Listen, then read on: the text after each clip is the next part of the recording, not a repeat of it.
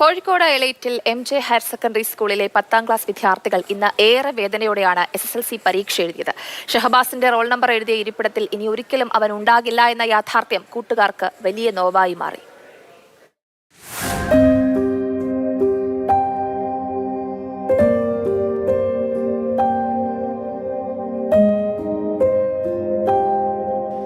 SSLC പരീക്ഷ എഴുതാനായി വിദ്യാർത്ഥികളെല്ലാം ഇന്ന് സ്കൂളുകളിലെത്തി.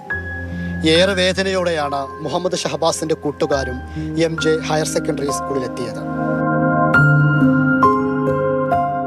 താമരശ്ശേരിയിലുണ്ടായ വിദ്യാർത്ഥി സംഘർഷത്തിൽ കൊല്ലപ്പെട്ട മുഹമ്മദ് ഷഹബാസിന്റെ 10M ക്ലാസ്സാണിത്.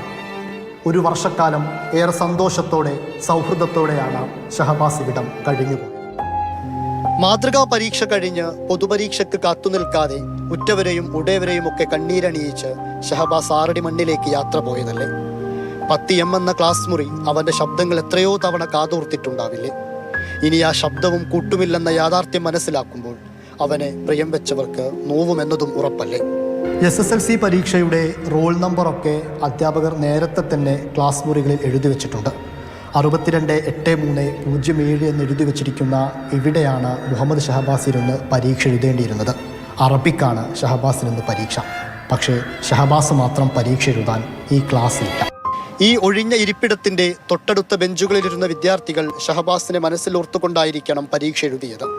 ഷഹബാസ് ഉണ്ടായിരുന്നെങ്കിലെന്ന് അവരൊക്കെ ഒരുപാട് ആഗ്രഹിച്ചു കാണണം. വിയോഗത്തിന് പിന്നാലെ പുഞ്ചിരി നഷ്ടപ്പെട്ട കുട്ടികളെ വീണ്ടെടുക്കാനുള്ള പരിശ്രമത്തിലാണ് ഈ സ്കൂളിലെ അധ്യാപകർ. നമ്മുടെ ടീച്ചേഴ്സ് ചില ഗ്രൂപ്പുകളായിട്ട് കുട്ടികളുടെ വീട് സന്ദർശിക്കുന്നുണ്ട്, അവരുമായി സംസാരിക്കുന്നുണ്ട്. അതിൻ്റെ ഭാഗമായിട്ടാണ് PTA മീറ്റിങ്ങുകൾ ഇപ്പോൾ നടന്നുകൊണ്ടിരിക്കുന്നുണ്ട് പല ക്ലാസ്സുകളിലും.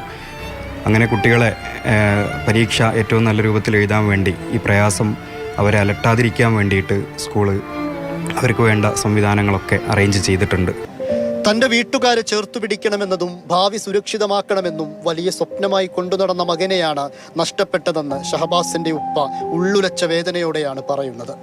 എൻ്റെ ബാക്ക്ഗ്രൗണ്ട് അറിയുന്നത് കൊണ്ടും എൻ്റെ മാമന്മാരെ വിളിച്ചു പറഞ്ഞു എനിക്ക് പഠിക്കണം, എനിക്ക് എന്തെങ്കിലും ഒരു ജോലി സംബന്ധമായിട്ട് കുറഞ്ഞ ഒരു പഠനം കൊണ്ടൊരു ജോലി വേണം എന്നുള്ളൊരു പലതവണ എൻ്റെ ഭാര്യയോട് പറഞ്ഞിട്ടുണ്ട്. അതൊക്കെ കേട്ടപ്പോൾ ഞാൻ പറഞ്ഞ നെഞ്ചാകം എൻ്റെ ഭാര്യ വളരെയേറെ നോർമലായിട്ടില്ല.